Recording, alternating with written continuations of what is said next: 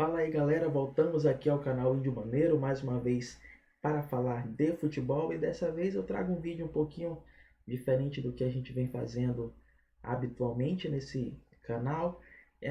Eu trago aqui uma seleção brasileira de todos os tempos. Estava zapeando aqui pela internet, acabei me deparando com esse link do Globoesporte.com e a gente vai tentar montar aqui com êxito essa nossa seleção brasileira de todos os tempos. Você, obviamente, pode ficar à vontade para cornetar. Deixa nos comentários aí qual seria a sua seleção brasileira de todos os tempos, o que mudaria. E de antemão, só queria deixar claro que eu vou usar como critério jogadores dos anos 80 para cá, cara, porque é um pouco complicado a gente comparar esses jogadores de diferentes gerações tão diferentes. Esses jogadores são separados por décadas, assim, haja vista que o futebol vem evoluindo, vem mudando com o passar do tempo. Mas pouco a pouco a gente vai esmiuçando essa questão. Então vamos lá, o jogo, já deixei a tela aqui aberta. A gente começa aqui com as opções que o site dá pra gente de goleiros. A gente tem aqui o Gilmar, o Barbosa, o Tafarel e o Marcos. Então com esse critério que eu estou utilizando, dos anos 80 para cá, eu acho esse caso, por exemplo, é bastante emblemático. Seria um pouco complicado a gente comparar, por exemplo, o Barbosa com o Marcos. Talvez a própria posição de goleiro tenha sido assim, a posição que mais evoluiu, que mais teve o emprego, a implementação de outras funções. Né? Hoje em dia a gente vê, por exemplo, jogadores, os goleiros sendo treinados para quebrar linhas, para fazer lançamentos mais precisos, para ter uma reposição com as mãos mais longas. Assim, o treinamento mudou bastante. Né? Os goleiros são cada vez mais altos, com maior explosão, com maior agilidade. Então é um pouco complicado a gente comparar, por exemplo, jogadores que são de gerações tão distantes. Né? Então, nesse primeiro momento, nessa primeira parte do vídeo, eu vou tirar um tempo para fazer uma seleção com jogadores até os anos 70, assim, mais ou menos, né? Até a Copa de 78, por exemplo. Talvez seja mais justo e mais honesto com a própria história dos jogadores. Né? Talvez a gente acabasse cometendo algumas injustiças aqui. Então, nesse primeiro caso, cara, pô, o goleiro para mim seria o Tafarel. Ele jogou 3 Copas do Mundo, algumas vezes foi até um pouco contestado, pela mídia principalmente, né? Mas eu acho que ele foi mais goleiro do que o Marcos. O Marcos tinha um defeito, assim, para mim, que acompanhei muito, assim, o Marcos no Palmeiras e na seleção. Às vezes ele tentava se antecipar muito, assim, a tomada de decisão do finalizador, acabava tomando uns gols assim, muito bobos. Na própria Copa de 2012, por exemplo, o gol da Turquia, na primeira partida, no primeiro enfrentamento de Brasil e Turquia, lembrando que eles se enfrentaram depois nas semifinais, mas a Turquia abre o placar no 1-0 num gol que a bola vem para um cruzamento ali para a área, o Hassan Sainz pega assim de canhota, meio sem ângulo, e o Marcos ele cai assim antes da bola chegar nele. Talvez se ele ficasse parado, a bola bateria no peito dele e amortecesse, e vida que segue, né? Poderia não ter sido aquele sufoco todo que a gente tomou, inclusive tendo um pênalti ali mal marcado pelo juiz japonês, que foi claramente o Luizão foi puxado fora da área, ele cai dentro, o juiz marca pênalti, o Rivaldo vai lá e converte, e o Brasil vira para cima da Turquia. Mas na minha seleção, o goleiro seria o Tafarel, sem muitas dúvidas. Vamos aqui à lateral direita, apenas 4 opções. Cara, Djalma Santos, 4 Copas do Mundo, um jogador aí que marcou época na seleção brasileira, né? Lembrando que na Copa de 58 ele só jogou a final, o lateral titular foi sempre o de Sordi, né? Que acabou se machucando e na final jogou o Djalma Santos e teve seu nome imortalizado com a amarelinha, que naquela final inclusive foi a azulzinha, né? Mas enfim, Carlos Alberto Torres, pô, um dos maiores laterais de todos os tempos.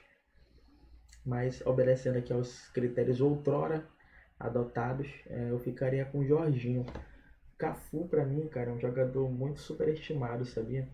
Eu sei que muitos de vocês não vão concordar com isso, mas eu acho que ele era um lateral assim muito mais ou menos, apesar de ser muito vigoroso fisicamente, ter assim ser fisicamente bem dotado, mas ele deixava a desejar assim como lateral direito, né? Ele tinha uma chegada à frente muito deficiente, ele não era um jogador de drible, ele não chegava assim tão fácil na linha de fundo, ele chegava assim, por ter uma força física e velocidade muito grande, ele chegava na linha de fundo, mas ele tinha um grande problema assim, de cruzamento.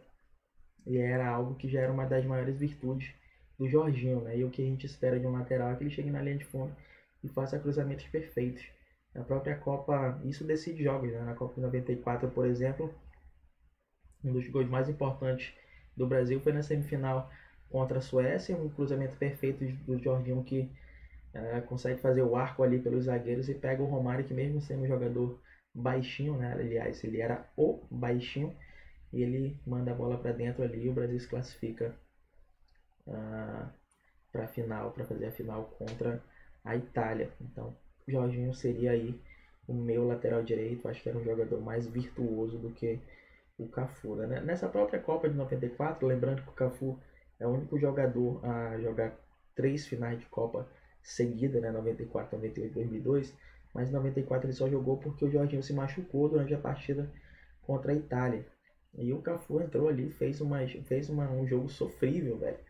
Ele chegou algumas vezes ali, basta ver assim, o VT, se você não quiser ver o jogo inteiro, basta ver o VT que o Cafu consegue chegar com facilidade na linha de fundo, mas os cruzamentos são terríveis, coisa de fazer sangrar os olhos mesmo. Vamos aqui para a zaga. Pô, a gente tem aqui o Bellini, campeão em 58 e 62, o Mauro que fez também aqui 3 Copas do Mundo, né? O Mauro que só não jogou 66. O Bellini, eu lembro de uma crônica do Nelson Rodrigues que o Bellini brinca que o Nelson Rodrigues brinca que o Bellini acertava tudo, às vezes até a bola, né?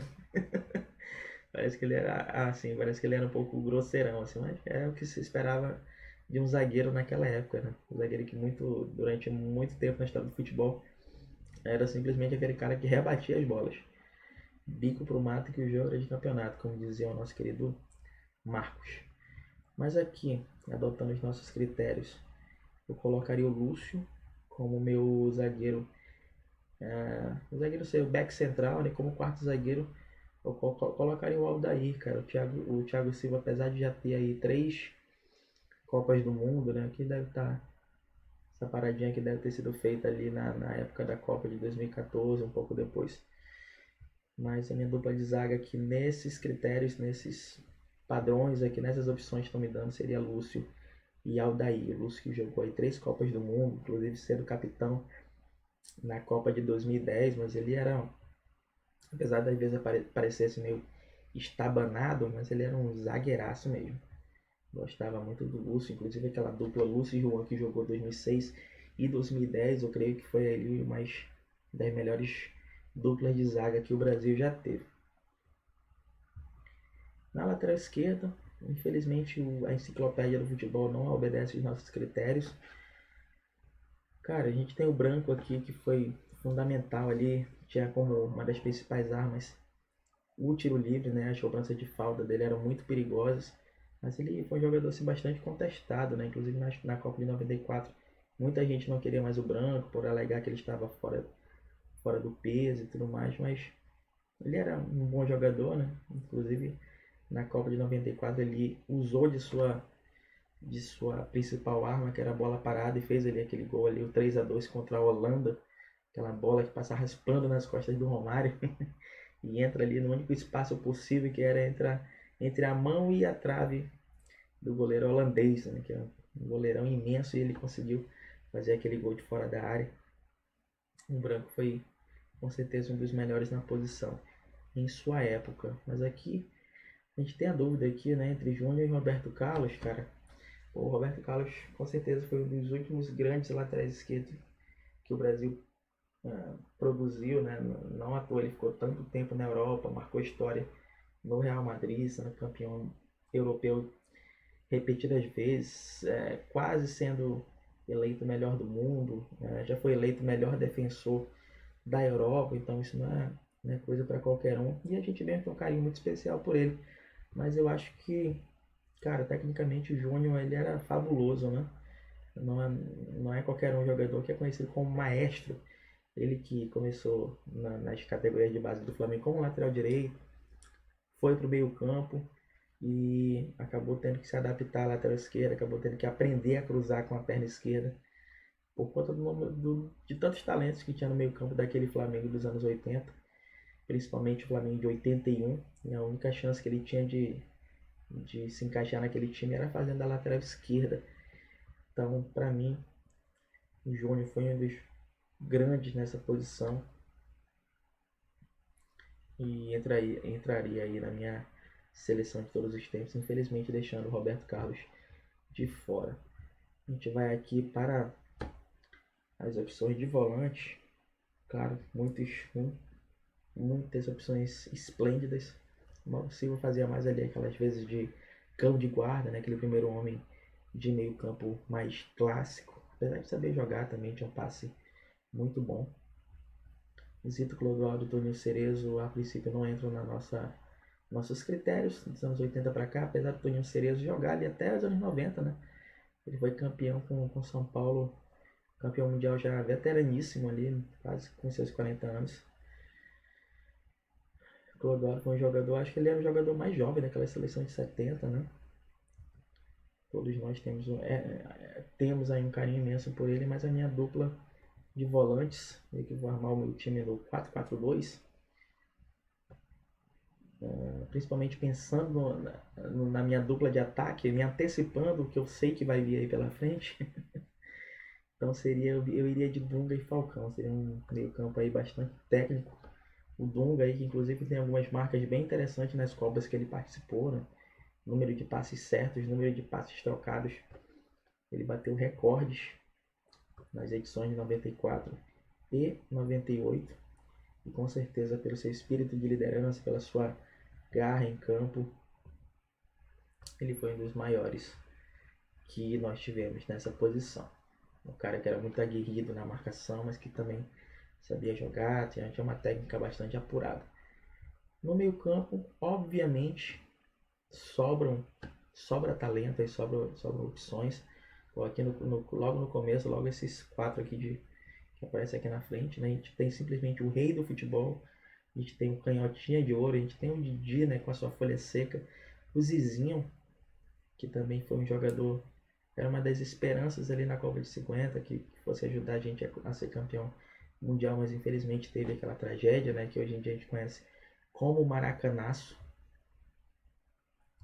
O Rivelino, o Rivelino simplesmente ele é o maior, é um dos caras que o Maradona se inspirava, era um dos caras que era ídolo pro Maradona, que ele tentava imitar.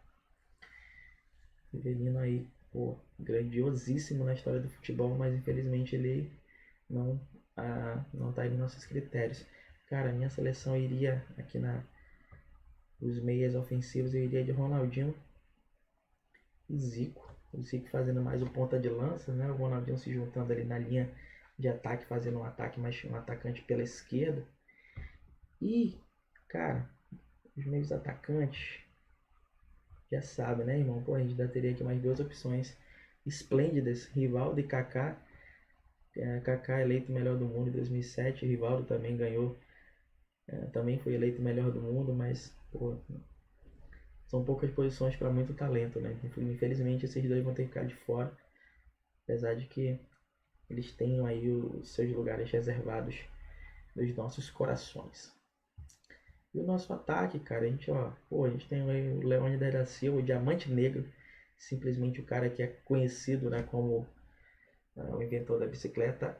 Apesar de termos nossas ressalvas quanto a isso, em breve nós faremos um vídeo que tem mais a ver com a nossa proposta aqui do canal. O Adriano infelizmente não mandou bem na Copa, cara, ele vinha com problemas com álcool, o pai dele tinha falecido um tempo atrás, a separação da esposa, e isso tudo acabou impactando para sempre assim, na carreira do Adriano, né? Dificilmente ele teve lápis ali em 2009, 2010, mas nunca mais o Imperador foi aquele que a gente viu em 2005, que inclusive ele poderia muito bem ter sido eleito o melhor do mundo.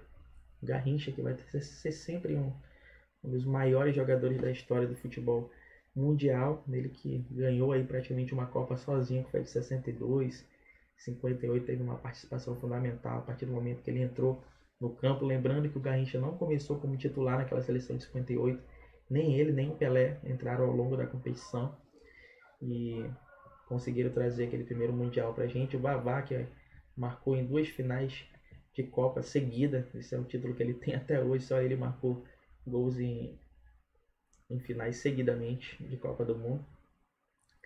Infelizmente os 3 aqui não fazem parte do nosso critério dos anos 80 para cá, e o Adriano não tem como bater de frente com uma só temporada esplendorosa, bater de frente com esses caras que eu vou colocar como a minha dupla de ataque, né? Apesar do Romário ter feito uma dupla de ataque muito interessante com o Bebeto na Copa de 94, inclusive trazendo o título pra gente, né? Muito daquele título deve-se a essa dupla de ataque. Se entendia muito bem, eles que jogavam juntos na seleção brasileira desde a base. O Bebeto, que era do Flamengo, era do Vitória, depois foi pro Flamengo, né? Ele que é baiano. E o Romário, que é cria do Vasco, né? Começou na América e depois foi pro Vasco. Foi revelado pro mundo pelo Clube Maltino Carioca.